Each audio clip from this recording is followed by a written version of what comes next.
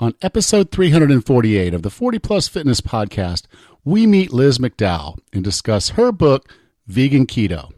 You can find the full show notes for this episode at 40plusfitnesspodcast.com/348.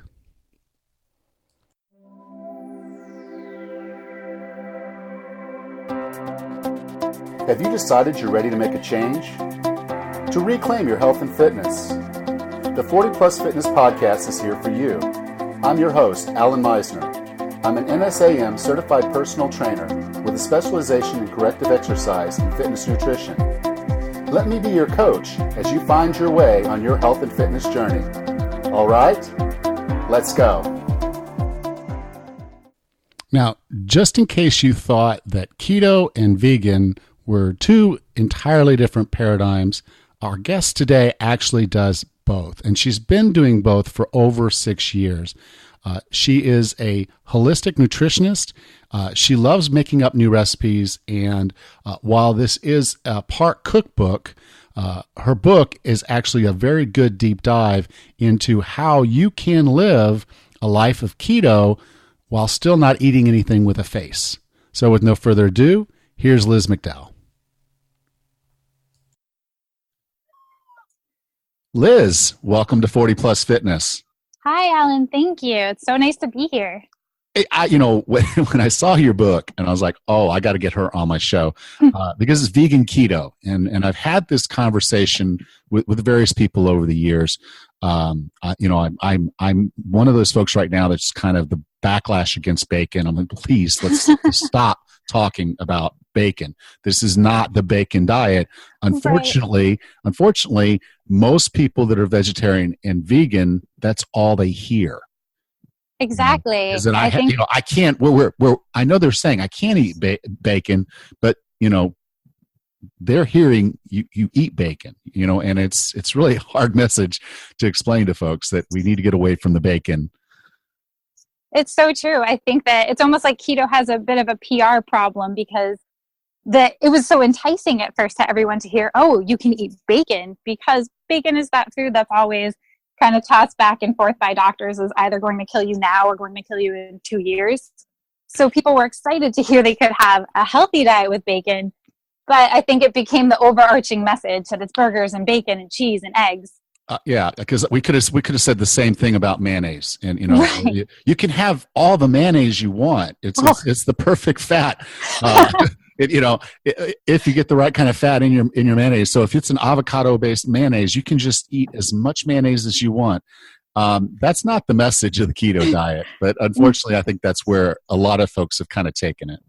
Exactly. I mean, it definitely seems incompatible at first when you think vegan diet and then you think ketogenic diet. Right, because of those kind of nomenclatures. But the other side of it is, and I'll be the first to admit that when you're doing ketosis in the ketogenic diet, you are being restrictive in your food choices. When you're being vegan, you're being restrictive in your food choices. Right. And putting the two together is now a compound of you have to be very, very selective about every bit of morsel of food that goes into your body to meet both of those requirements. That is very true. It's funny. I've been doing this for so long, and I just kind of eat what I want now, but you're practiced at it. You know what you can eat. So I don't feel as though I'm being restricted at all. But then you think about it, like when you go to a restaurant and the waitress asks if you have any dietary concerns, and it's almost embarrassing. I kind of just don't say anything at this point. I just order a salad. Yeah, it's like don't even. I say, so just don't even give me the menu because right. I will just be ordering vegetable sides. Thank you. Yeah, with and then just say and bring me some olive oil to just spice it up a little. Now, and that was one of kind of the interesting things is that I'm starting to see this trend in the conversation. I had Dr. Will Cole on not long ago. Oh, awesome. His book is Ketotarian. Right. And so he didn't go, he does show you in the book how you can be vegan and do this, how you can be vegetarian or pescatarian. So it kind of blends it out there to say you can find an eating style and you can still make it work for keto. But I'm just now starting to hear this message come out. Despite my telling people you can, it's restrictive and it'll take a lot of work, especially up front, as you said. But you've been doing this for a while, which that kind of surprised me because I really have never heard of anyone sustainably doing this, and so I'd like to share your story if you don't mind. Yeah, absolutely. So I first stumbled upon keto, I think through Reddit, where I stumble upon most things, but in 2012 over the summer. And it was just kind of a period of my life where I hadn't really been eating that well. I'd put on some weight. I was feeling lethargic and tired and sick all the time, and just was really looking for a way to feel better, both like physically and emotionally, really. Because, when you're not feeling your best physically, you get really depressed. So I guess I don't really know how I stumbled upon keto, but at some point in time, someone directed me to this keto page where I started learning about all these blood sugar regulation issues, which kind of hit home for me because I have been hypoglycemic my entire life. And then I don't know, you just read more and more. And the more I read about it, I thought, it couldn't hurt to try. It couldn't hurt to try a high fat diet. I tried a super high carb diet, as I think most vegans go through the high carb phase. And that was disastrous for me. And I know that works for some people. I'm not at all maligning that way of eating. I think that if it works for you, awesome. I just am not a person who can pound 300 grams of carbs a day and feel okay. Yeah, and that was one of the struggles I had was, I kind of stumbled into ketosis myself. I was eating paleo effectively, but I was keeping my protein at a kind of more of a moderate level, which by nature means I was just eating more fat. Right. And so with that, I started noticing some physical changes, my breath, my energy level, that I just couldn't explain. I'm like, I know I'm eating high quality food, but I've eaten high quality food before and I didn't feel like this and my breath didn't smell like this. And so then I started doing some research, and that's where I came upon ketosis, and I'm like, okay, well, let's figure this out. I went and got, some stuff, and sure enough, I'm in ketosis. And then I started reading up on it and understanding some of the other health benefits of it. And there's so many studies out there that show that the vegan and vegetarian lifestyle way of eating, they're also excellent ways to protect your health. Right. I tried the pescatarian, so I knew I couldn't just play the figuring out the proteins thing. I know there's vegetarian bodybuilders and vegan bodybuilders out there, and I was like, okay, I know it can be done. It's just I don't have the mental energy to do it on a week in, week out. I know once I got past the dip, it would have been fine, but it was that first thing. So I said, okay, I'm going to do pescatarian. I'm going to allow myself to eat fish, and I'm going to eat vegetables and grains and a whole bit. And what I found was that I was hungry all the time, which would cause me to binge on fruit.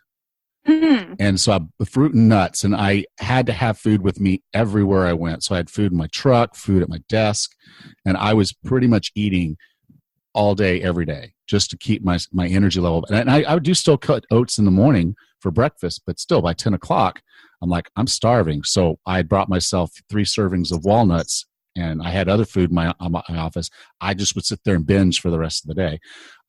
So there are ways that are going to help us be more healthful, and we have to know ourselves, which is what I really appreciated about your story. You've kind of now found that balance. You said, okay, I know what I can eat. I know how to eat this way. Now, to do this, I think where most of us think that the vegan aspects of this would make it extremely difficult to hit your macronutrients, because I've explained, I had trouble thinking I could do it with the protein.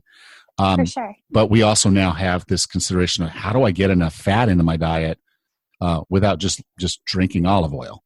So can you talk about the different micronutrients? A little bit about the macronutrients, but then I think the bigger story in the end is going to be the micronutrients, because we're excluding so many foods. So you're not kidding. Yeah. 2 layers of complexity here is the macros, which already seem challenging, and then the micros, which add a whole nother level of depth. Can you kind of go through those a bit? Yeah, absolutely. So I think part of what makes keto a little bit less intimidating than, I would say, like a paleo diet for vegans is the moderate protein aspect of it, because you don't have to worry about hitting 100 grams of protein or 120 grams of protein, which honestly on a keto diet would be totally impossible to do without supplementing. Well, depending on your obviously depending on factors, but for most people, I think you would really need to consume a lot of protein powder in order to achieve that 100 grams, 120 grams that and the reality is most of us don't need that. I mean, for really sure. Look at what our output is and our muscle building capacities, particularly those of us over the age of 40. We just need that maintenance level of protein, which is really a moderate protein. It's not as high as Atkins or some paleo paths would have you believe. Oh, absolutely. I think that's another thing that where keto is actually less intimidating, because you really don't need as much protein as people tell you need. I think we're all very afraid of not getting enough protein in our culture, which is crazy because we don't have protein deficiencies all that often.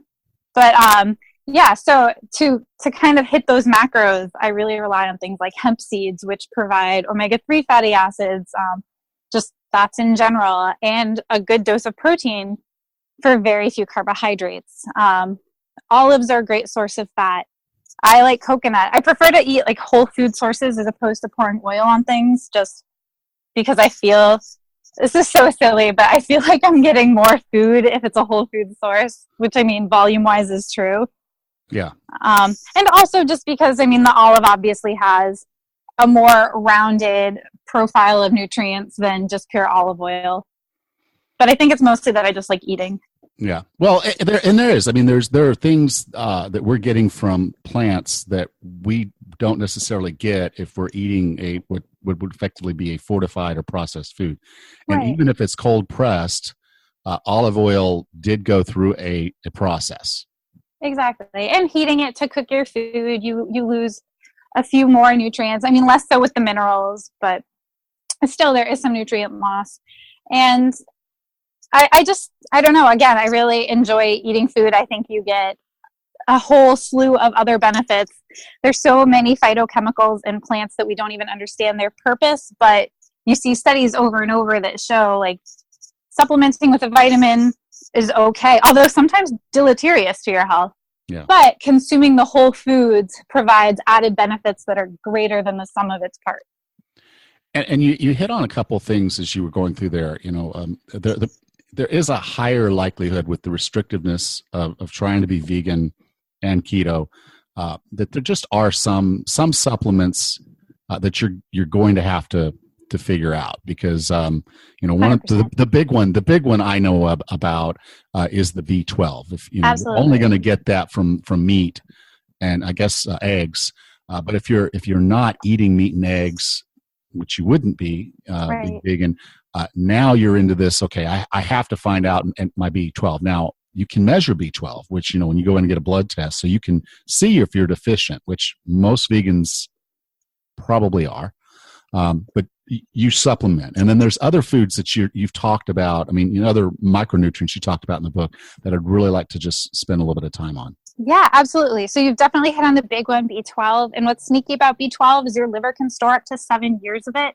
So you might not know that you are slowly becoming deficient year after year because your blood work is showing that you still have enough B12, but eventually it runs out. And actually, surprisingly, I was reading, so I read a lot of studies while writing this book.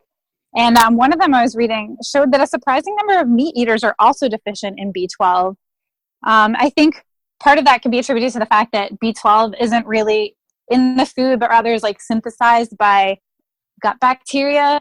And so if we have unhealthy gut flora, it could like potentially lead to, I mean, I'm kind of spitballing here, but it could potentially lead to a B12 deficiency. So I just kind of recommend B12 for vegans across the board, keto or not, because as you said, if you're not eating these animal foods, and even if you are eating these animal foods, sometimes people are deficient.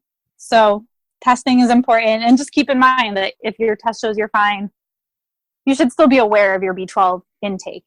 Vitamin D is another one that I take a vitamin D supplement as well, just because I'm very pale, so the sun just kind of scorches me. So I don't like to rely on endogenous production. But I think vitamin D is another really important one for vegans because most of the products or the food products that contain it are eggs or milk. And I mean, those dairy milk, that is.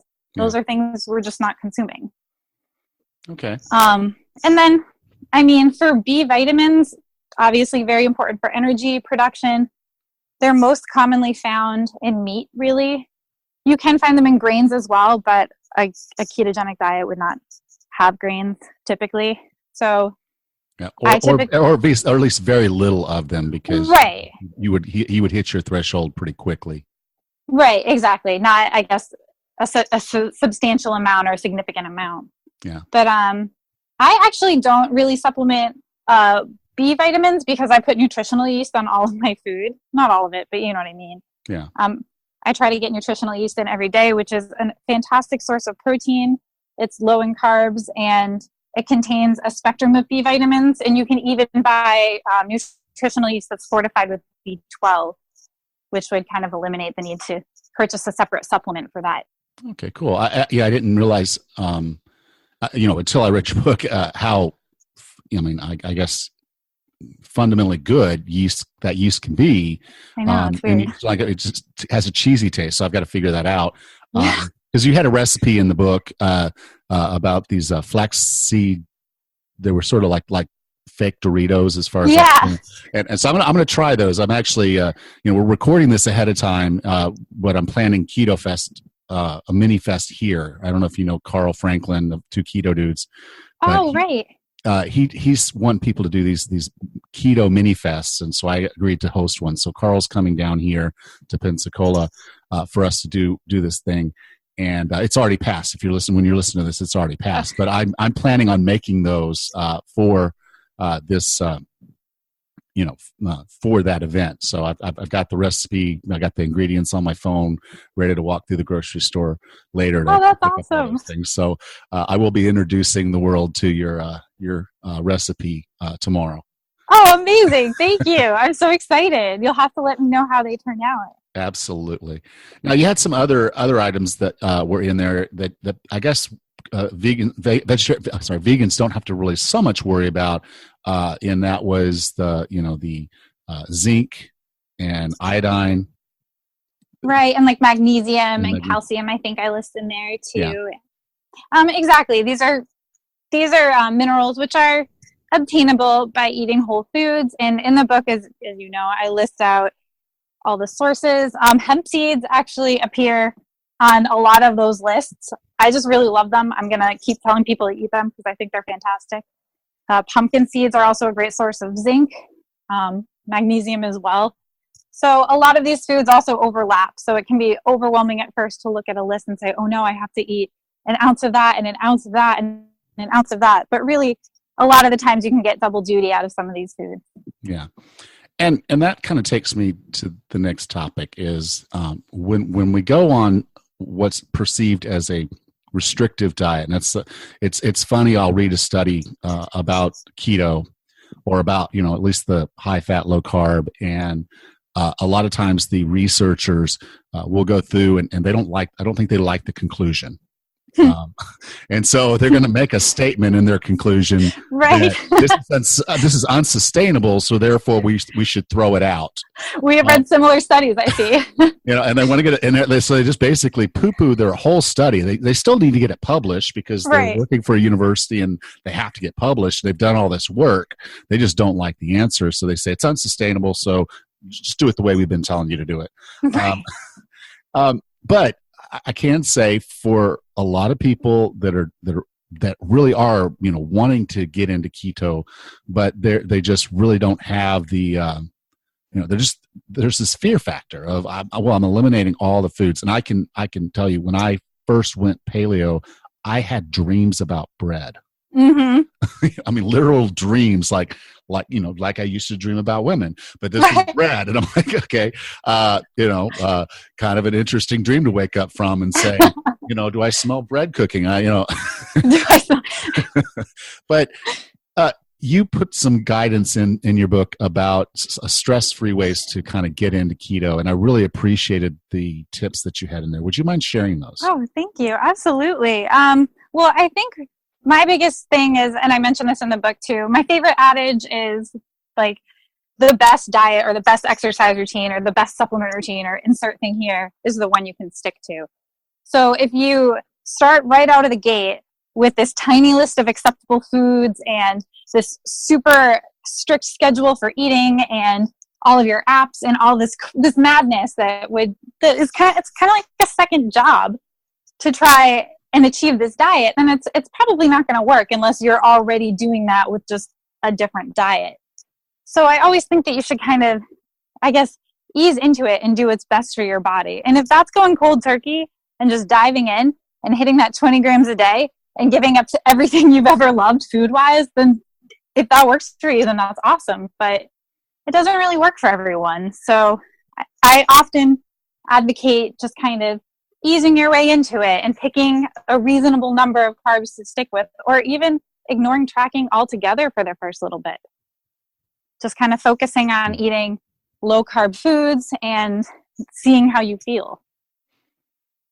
And I completely agree. And I think that's one of the cool things that when I first saw your book listed, I thought it was a cookbook, just a cookbook. And right. I was pleased to see that it wasn't, that it had this other stuff in it to help someone, because, to me, that is one way that if you want to ease into this is to buy a book that has some recipes in it and try the recipes using them kind of as a substitute for the meal you would have had otherwise. So if normally Absolutely. you would have had a dinner with an animal product, and it potentially would have had some starches and, probably even some more high glycemic vegetables, like carrots or whatnot. Now you're going in and saying, okay, well, here's an entree and here's a side from this book. I'm going to have a ketogenic meal.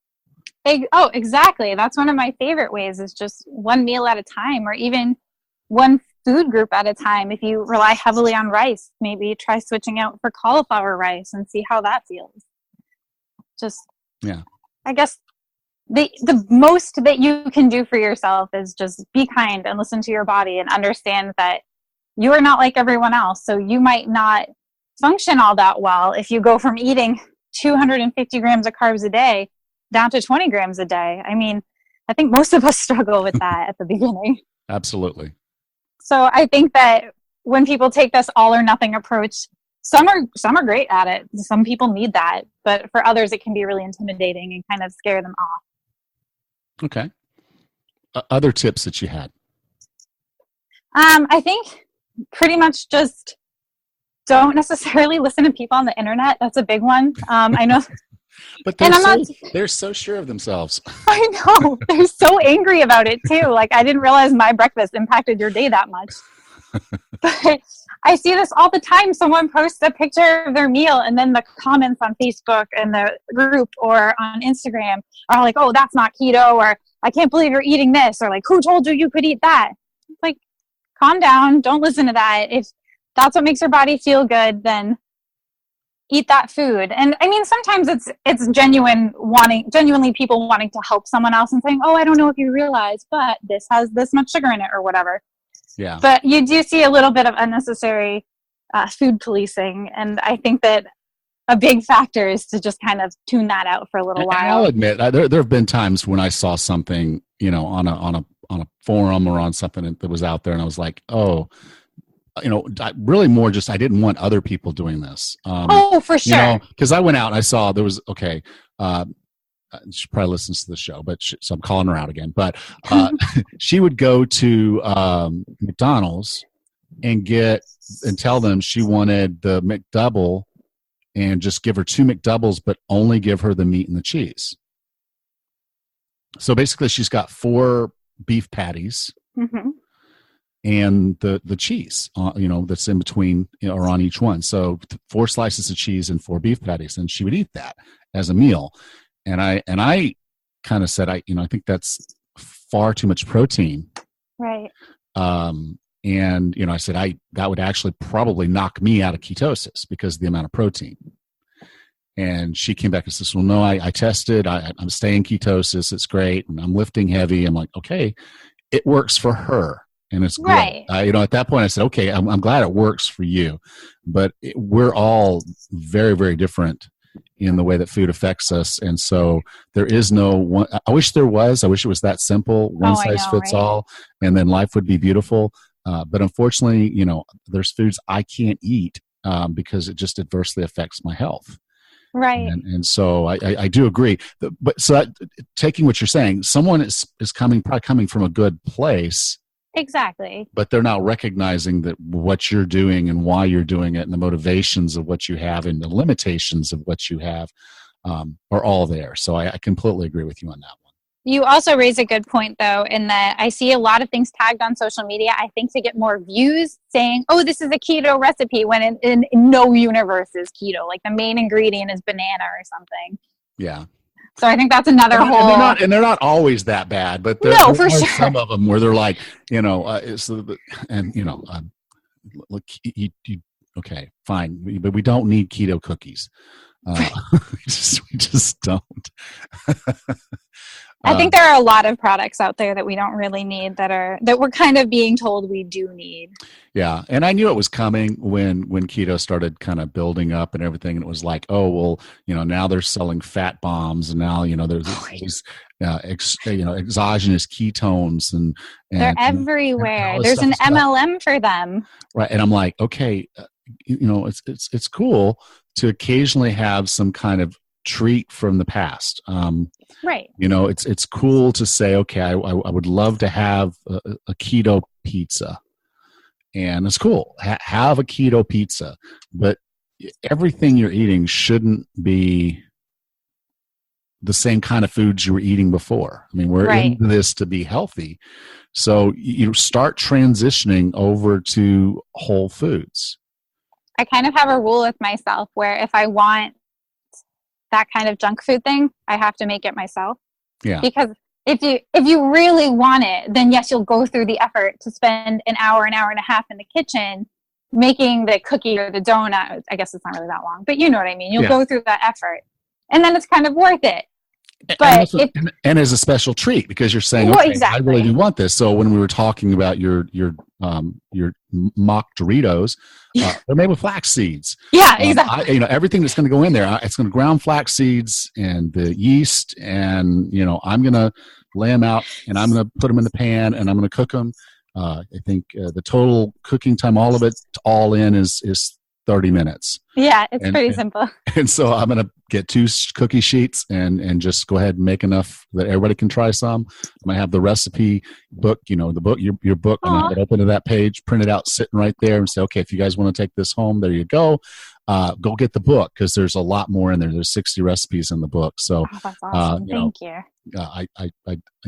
But this is a treat. I'm having people over to my house, and we're all keto. So I'm like, okay, let's try this treat. But that shouldn't be the staples of your everyday eating.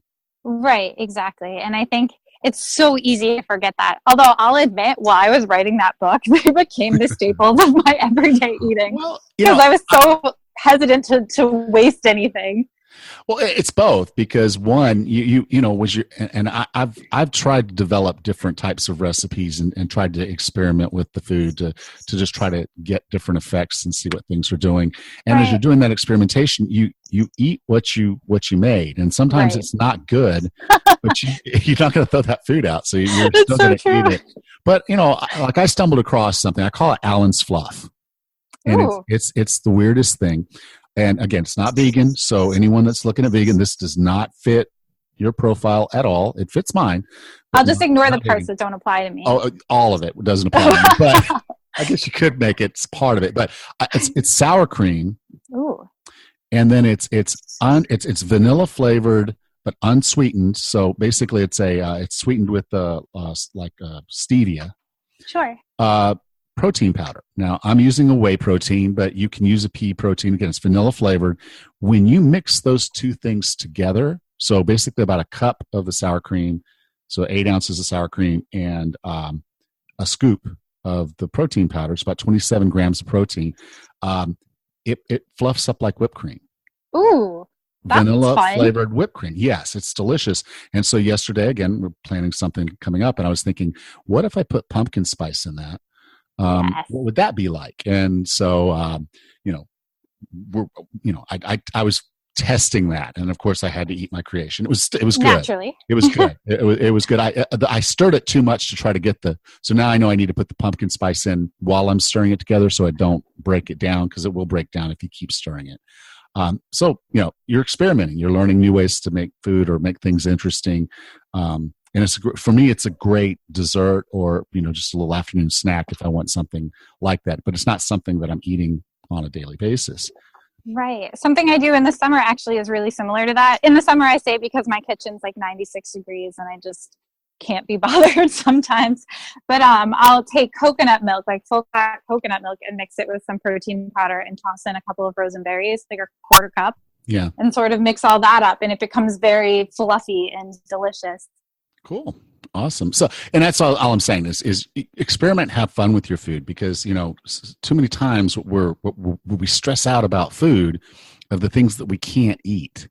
Right. And instead start exploring the things that you can and the flavors and the textures and the different things that you want out of your food to make it that much more enjoyable and quite frankly, delicious. Absolutely. And nutritious. I mean, the more variety you eat, the more nutrients your body is taking in. And it's always good. It's funny too. I think since going keto, the foods that I eat on a regular basis has actually expanded. I feel like I get more variety in now because you're paying so close attention at the very beginning to, okay, these are the foods I can eat, that you realize there's a whole section of the supermarket, or there are whole types of foods or vegetables that you never really thought about before that are great for keto. Like so many different types of greens that I had never tried before. And now I try to regularly eat, like mustard greens and dandelion greens and just all the stuff that I just never thought about before. And that's why I snuck some dandelion greens in with some, kale and some spinach. My wife, she doesn't know the difference. I mean, just knows, okay, it tastes good. I made it. But I knew that it, had a different nutrition profile than what we would normally eat because I just took the time to experiment with something else. I do that to my husband too. I sneak little bits of other vegetables into food. You have to sometimes. If I'm doing the cooking, hey, you're subject to what you get. But exactly, cook's rules. Yeah. Now you also told a personal story about some struggles you had when you first got started in exercise, and of course, as a personal trainer, I want to delve into that a little bit because people will come to me and they're like, "Well, okay, I'm keto, but I was told I shouldn't exercise," and I'm like, "No, that's the exact opposite." Yeah, like no, stop, red flag. Yeah, you have to exercise. I said now, and as you kind of put in the book, it's like in the very beginning of this, while you're going through adaptation, it can be a struggle. You're gonna feel much more fatigued and not have the performance. So I would say don't start keto 1 week before you're going to do a 5K. Right. You've been training for months. Right. Because yes, your performance is going to be off the charts bad. Yeah. But so can you tell a little bit about your story and then how you would encourage folks to work towards exercising appropriately? Absolutely. And I'm laughing not at that situation, but really with it because I've been there, not with a 5K, but as you mentioned, I talk in the book about how when I first started keto, I thought I could just do exercise as normal and like continue on my merry way, running on the treadmill or outside or whatever. And it turned out to not at all be the case for me. I hit a wall so hard. And yeah, at the very beginning, your body feels like lead. Your muscles just have nothing to give you. You're kind of like, I was holding onto the sides of the treadmill. It was amateur hour. But I listened to what was right for my body, which was I slowed the pace down. And I realized that something had to give. And for me, that was the speed at which I was doing things, or I guess the intensity. And so I just I don't know if this is right in fact, I know this isn't right for everyone because everyone's body is different. But for me, what I had to do was kind of dial it back, slow down, kind of lay off the intense exercising and be a little more gentle with myself and then ease back into it. But for some people, they can eventually push through the first few terrible workouts. Yeah, and a lot of it's going to depend on the type of work that we're doing. So, right. In my example, I was lifting heavy. But that's a very anaerobic type work. I just do a quick set and I'm done. So the energy that I need is all coming from APT. So it's there. And so for that set, I don't need to go to muscle and liver glycogen. I have all the energy I need to get that done. I take my break, 2-minute break, and my everything's reset, and I go in again. When you're running, Very or aerobic. any kind of aerobic exercise, that's where I see most people will have the most difficulty. And if they haven't set their mindset to understand that there's going to be that decline in performance, it really can be disheartening. Oh, for sure. And there are ways to improve your performance, though. I've seen really great results with a lot of people that I've worked with and that I just know. Simply adding in a few extra carbs before their workout. Just make a smoothie, put some berries in it, and then give yourself that sort of bridge, I guess, like the bridge energy to get yourself through that workout. Well, what it is just you're timing your carbs in such a way that they're optimal at the time that you're going to most need them. Right. And then the other side of it is because of the aerobic work that you're doing and burning off the muscle glycogen, is when that hits your system, your body's not going to initially need to have a huge insulin spike to protect you from it, protect your brain from it. It's going to say, hey, the muscles are working and they're going to need this. And so insulin not only shuttles the blood sugar to fat cells, it also shuttles it to the muscle. Right. So that even that little spike of insulin is not a bad thing if you have the energy expenditure to make up for it. So I agree, meal timing is really key. And then the other side of it is just sticking with it. And insulin is anabolic too, correct? So it can sort of even help you to help those gains, if you will. It does. So, you can time the meals if you need to. My trainer at the time, we would have conversations about this because he really didn't understand what I was doing when I first started talking to him about it. He knew what ketosis was, but he's like, no. He said, I don't want you coming into the gym in the morning having not eaten. He's like, you need to eat before you come in here. I'm like, no. I said, I'm coming in. I'm completely fasted. That's how I'm going to train. So I don't really want to lift weights in the morning, but that's when you can train me. So that's when I'm going to do it. And I would go in completely fasted and had the energy to do it. Now, that said, it was expenditure and then rest. It was expenditure and rest. So it was very different. I have a friend and she runs distance, and I mean, she puts on well over 100 miles a month. Wow. And her husband's gone keto, and now he's up to running, he said he did 11 miles. So there is a performance, actually, a lot of people see performance improvement after they get through to that adaptation, which can take several months. But once you get to full adaptation, your body learns how to manage the glycogen stores to allow you to do. Now, anything over, say, 90 minutes, you might need to refeed a little bit of carbs. But for anything less than 90 minutes, unless you're just really, really busting your butt, your body will adapt. Yeah, and along those lines, I think you just kind of learn how much you need to refeed and when you need to refeed. I love hiking. I love hiking mountains. The White Mountains in New Hampshire are so much fun, and some of them are like fairly sizable. You'll have like 5K, 6K feet of elevation gain, which is super fun. But it also is very intense and takes a little more than an hour. So I tend to find that on those days, I need to bring along carrots with me as a snack, or even an apple, which feels like such a weird treat, but there you go. At the end of the day, I'm still in ketosis because over the course of that day, you've used up all of that sugar. Yeah. And so it never really had an opportunity to impact your metabolism because it was immediately being shuttled into the work that you were doing. Right. Cool. So, Liz, if someone wanted to learn more about you, learn more about this book, and I'm interested to try some of the other recipes as well, but it's not just a cookbook. There are 60 plus recipes in here, and a lot of great information to help someone get into ketosis. But beyond that is to understand how you can be vegan and keto. Where would you like for me to send them?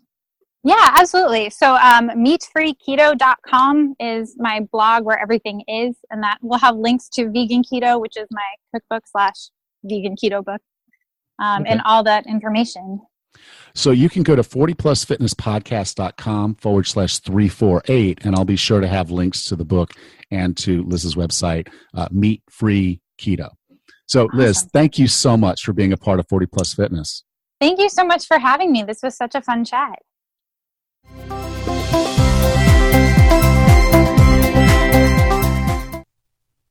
If you enjoyed today's episode, would you please take just one moment and leave us a rating and review on the application that you're listening to this podcast right now? I'd really appreciate it, and it does help other people find the podcast because it tells the people that are hosting these podcast episodes out there on their apps that you're interested, and they know that other people like you might be interested. So please do that. If you can't figure out how to do that on your app, you can email me directly, and I'll try to figure it out for you. Or you can go to 40plusfitnesspodcast.com/review, and that'll take you to the iTunes where you can launch that and leave a review there. So really appreciate the ratings and reviews. It does help the podcast. It helps me. So thank you very much for that. And also, I'd really like to continue this conversation a little bit further. So if you haven't already, why don't you go ahead and join our Facebook group? You can go to 40plusfitnesspodcast.com/group, and that'll take you to our Facebook group where you can request entry. It's a really cool group of people, like-minded, all in our 40s, all trying to get healthy and fit. Really love to have you out there and have you a part of that conversation. So go to 40plusfitnesspodcast.com/group.